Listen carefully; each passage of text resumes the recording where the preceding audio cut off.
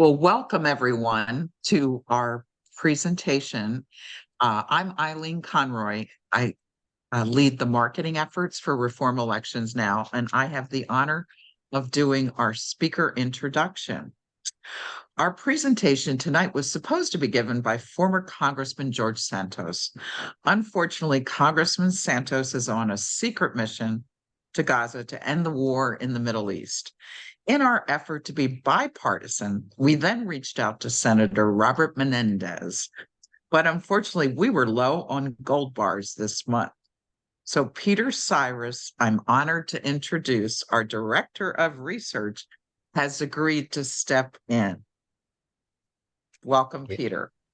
Thanks. I do apologize that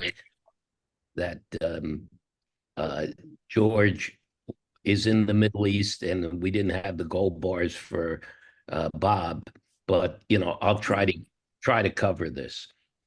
Okay, so today's presentation is fix our broken election system because the clock is ticking. Next slide. 51% of Americans, including 75% of Republicans and, interestingly, 30% of Democrats, think there was cheating in the 2020 election. Now, this isn't the first time elections have been disputed. Democrats think they were robbed in 2000 and 2004. Republicans think they were cheated in 1960. Next. Now, many believe that millions of illegal aliens and dead people voted. Millions of votes were illegally cast. Millions voted in multiple states. Ballot boxes were stuffed with fake votes, and voting machines were hacked, transferring votes from one party to another. Look, our system can't work if people don't trust the results. Next. Now, what did Republicans say about rigged elections? Donald Trump tweeted, we didn't get to next yet. Next, thank you. Donald Trump tweeted, quote, in addition to winning the Electoral College by a landslide, I won the popular vote. If you deduct the millions of people who voted illegally, and his buddy Rudy chimed in, Trump won Wisconsin by a good margin. And if you count the lawful votes in Pennsylvania, he won it by 300,000 votes. Next. Now, what did the Democrats say about rigged election? Kerry did not lose the election. The vote was stolen. Get it through your head. Using a variety of criminal methods, the George W. Bush, Dick Cheney, Karl Rove syndicate stole another election using new and improved black box technology. And even Al Gore said the lobbyists and fat cat contributors hacked our democracy before Putin hacked our democracy. Next.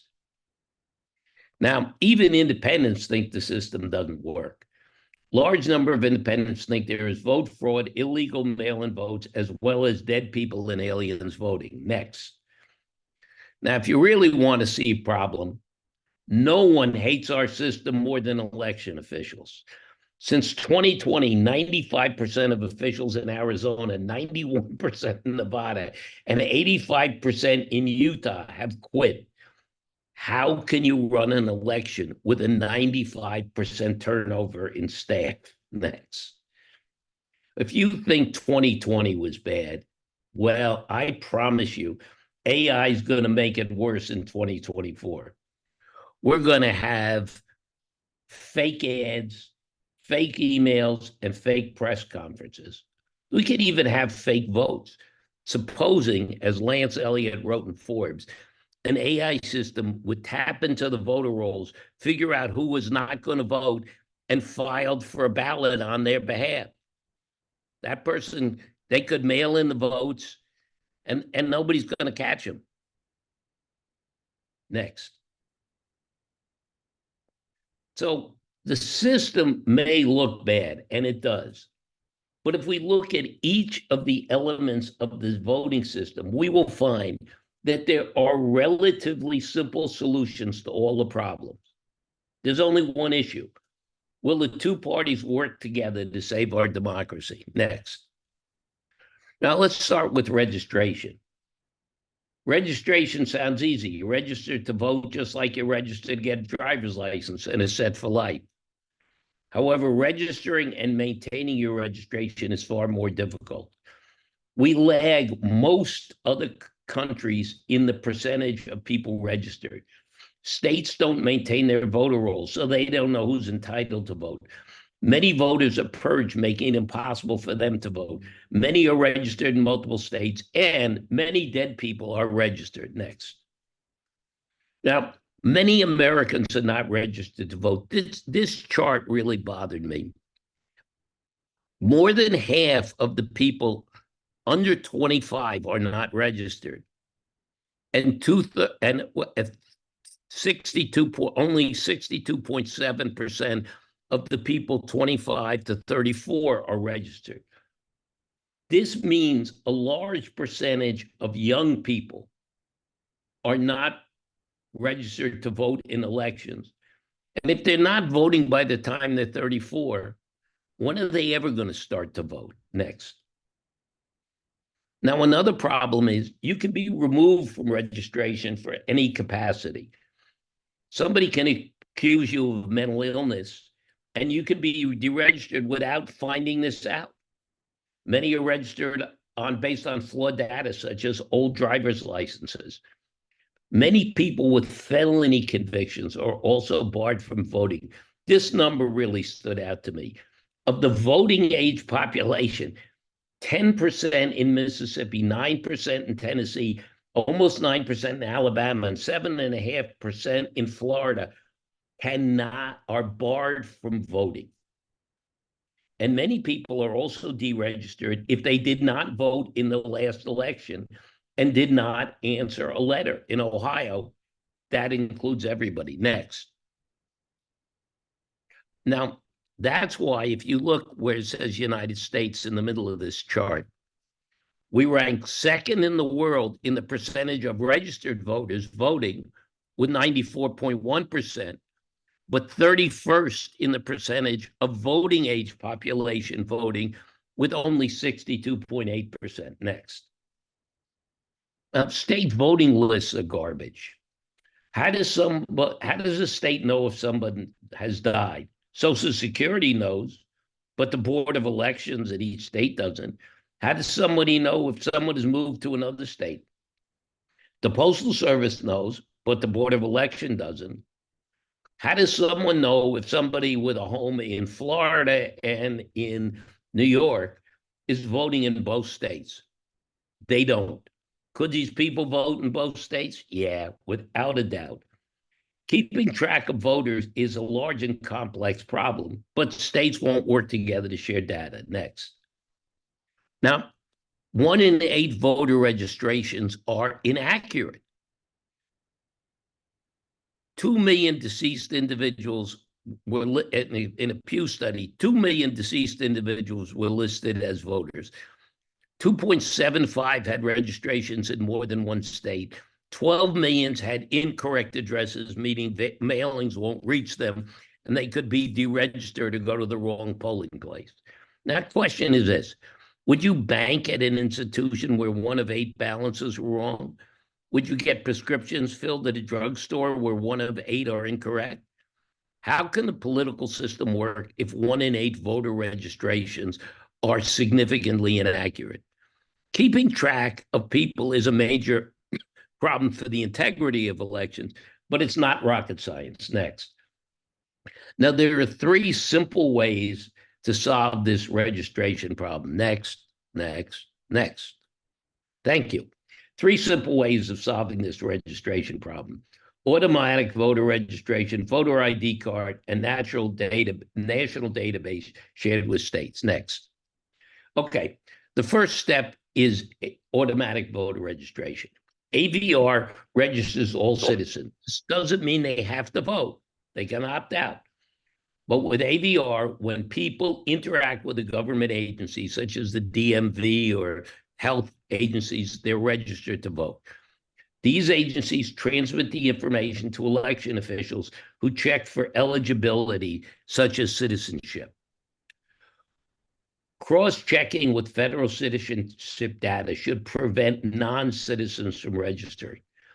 25 states and DC currently have AVR, And not surprisingly, 7 of the 8 states with over 75% turnout have ADR. Next. Voter ID cards. Citizens have to show voter ID cards when they get on a plane. Why shouldn't they have to show a voter ID card when voting? Voter ID cards eliminate challenges of people voting illegally and with wrong signatures. Showing a voter ID card is no more an invasion of privacy than showing a driver's license. Next. Now, the next step is a national database that will track people who've died or moved. These can help states maintain their systems. Federal agencies such as Social Security or USPS will transmit their information to states to provide more accurate data roll. This information should not be used for any other purpose except to maintain voter lists. Next. Now, these simple steps will fix the registration mess. ADR will allow everyone to register. A voter ID card will provide identification, and a national database will help states manage their lists. We would not let Social Security operate with a database in which 1 of 8 files are accurate, but we're more than willing to allow this to impact our election system. It's time to make these simple fixes. Next. Now, there are 2 simple problems with the voting process itself. Voting needs to be easy, so people want to participate, and secure, so people can trust that those who vote are those who are entitled. Next. Okay. There are 3 ways to vote: in person on election day, in person before election day, or by mail. There has been an increasing trend away from election day voting, even before the pandemic. From 2000 to 2016, election day voting declined from 80% to 56%. However, and with the pandemic, it dropped to 28%. We can expect it to go up some, but this is part of a trend. Next. Now, there's some problems with election day voting. First, long lines. 4 hours to wait for votes? Give me a break. What about people who have to get off work to vote? An airline pilot who has to fly, or a truck driver who has to drive. And third, there's too little time to remedy problems. If you go to the wrong polling place or been removed from the voting list, there's no time to remedy the issues. Next. Now, early in-person voting has been growing. It's grown from 7% to 26%, and it has some benefits. It shortens the time to vote, relieves the pressure on election day, allows people traveling to vote on election day, and gives people time to cure registration problems. It's a little more expensive, but given the disputes over the past election, spending a little more money should be worth the effort. Next. Now, voting by mail is becoming more prevalent. 8 states allow all elections to be conducted by mail. Most of them many of them have only mail-in voting. 15 states allow specific jurisdictions to conduct elections by mail. The issue isn't, are we going to get rid of mail-in voting? Mail-in voting is growing and will continue to grow. We just have to make adjustments to reduce voter distrust of this process. Next. Now, just so everybody understands, the Democratic margin in mail-in voting were an aberration. In 2020, in the 15 states that tracked voting methods, and only 15 did, Democrats won the mail-in vote by 34 points, while Republicans won the same-day vote by 28 points. But this was an aberration that was largely attributable to this tweet from Donald Trump. No way, zero, that mail-in ballots will be anything less than substantially fraudulent. But previous elections, the swing was much smaller. In fact, in many, many elections, Republicans actually won the mail-in vote. Just ask Ron DeSantis, who, by the way, recently signed a bill restricting mail-in votes. He owes his governorship in 2018 to his margin in mail-in votes. Next. So there are three potential problems with mail-in votes. The vote may not have been received. The post office loses a lot of mail. It may have been rejected. Going back to Gordon's comment, 561,000 votes were rejected in 2020, with New York near the top of the list, and Arkansas 6%, New Mexico 5%. And these were almost all rejected for signature or related issue. And these rejected votes could have changed a lot of results, especially in New York. Next. Now, these voting issues can be resolved if we, one, use voter IDs and national database to guarantee the identity of all voters instead of Gordon's signature. Two, program voting machines to utilize second-level security, just as banks do, to ensure the identity of the voter. Three, allow more early voting. And four, place stronger controls on mail-in voting. Next. Okay. Let's look at ensuring voter identity. Voter ID cards and a national database should be integrated with voting machines. Voting machines can be programmed to accept voter ID cards, just as ATM machines are programmed to accept bank cards. The voter inserts the card, the machine checks the registration, and sends the voter a text asking for the code number. The voter punches in the code number and the vote is tallied. I am sure all of you, 3 or 4 times a day, are responding to second-level security in paying bills, in getting on healthcare websites, and all sorts of other things using this second-level security.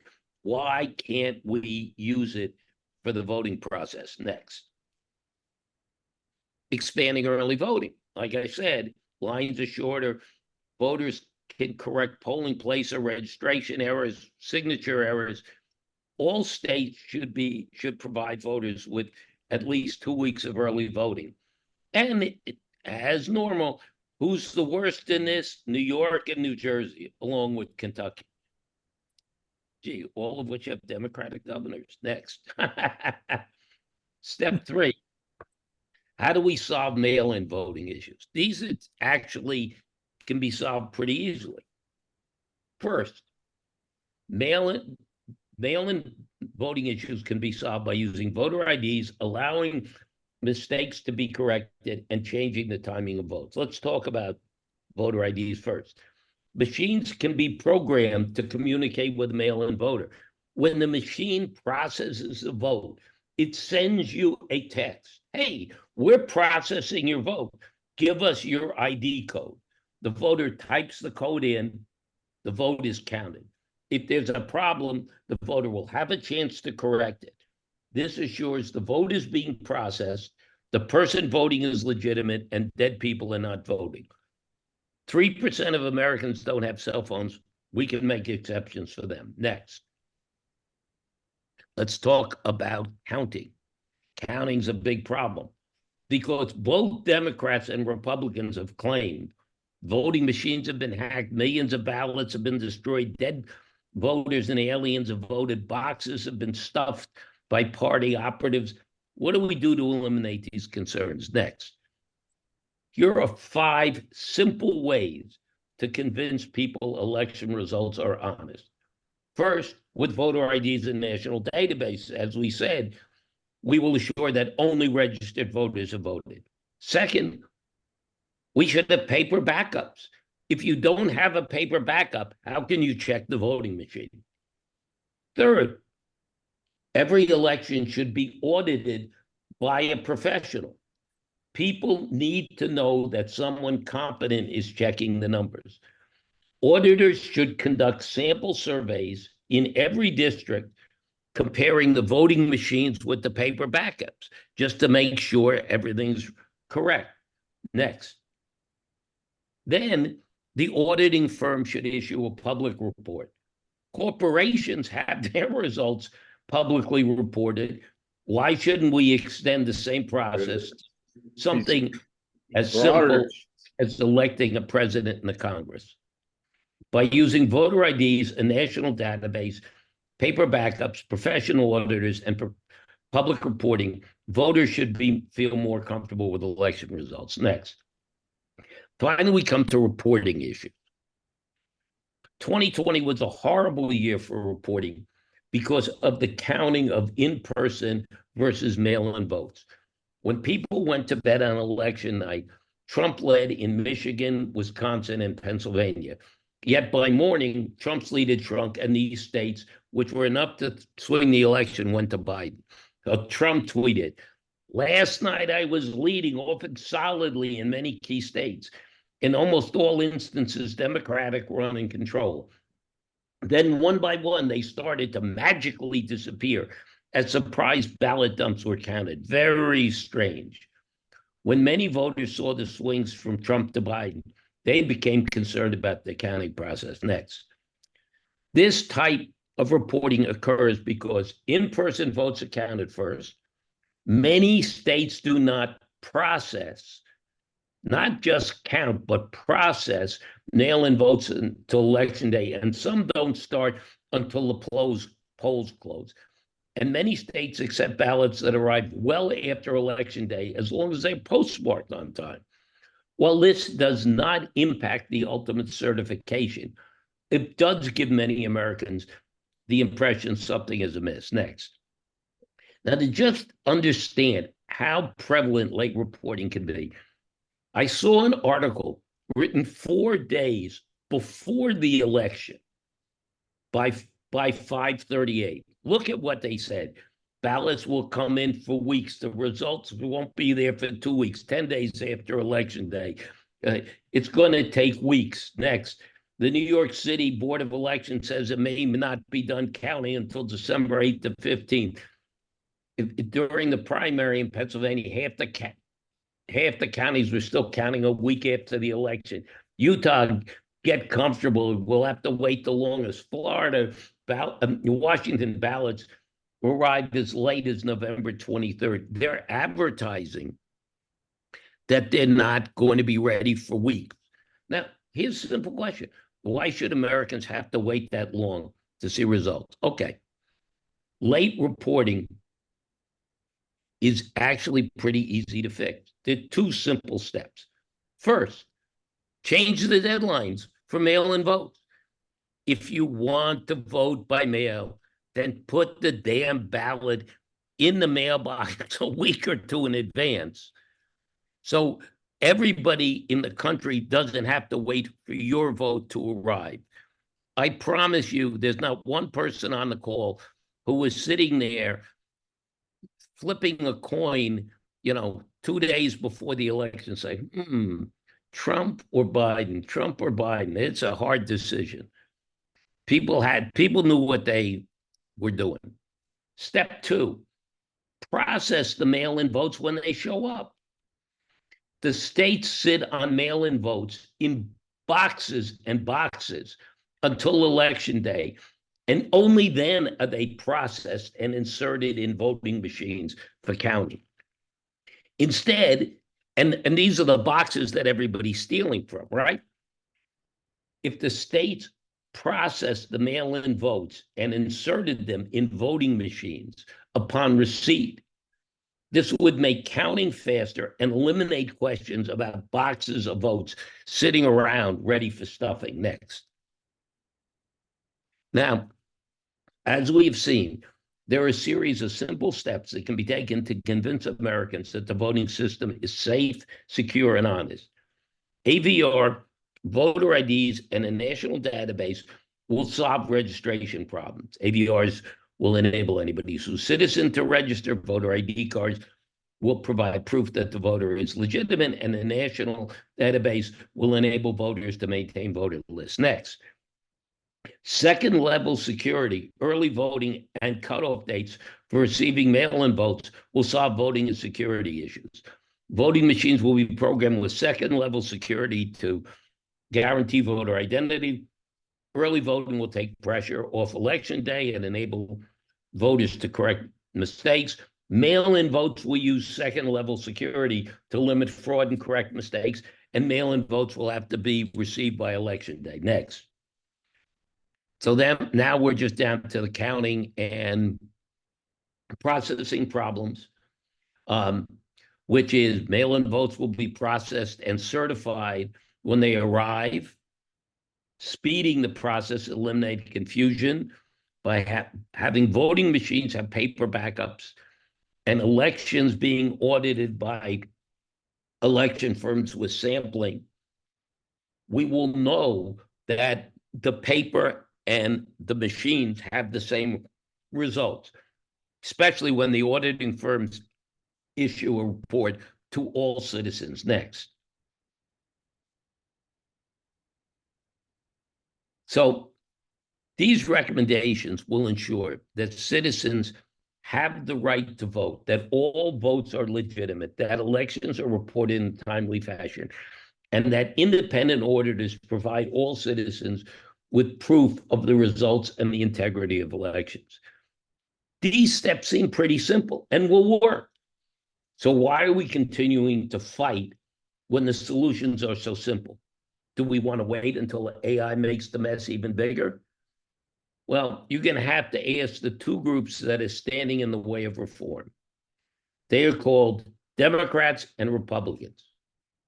Look, all I know is we need to demand that our governments fix our broken election system. If we do not act now, we could face another civil war. Thank you very much.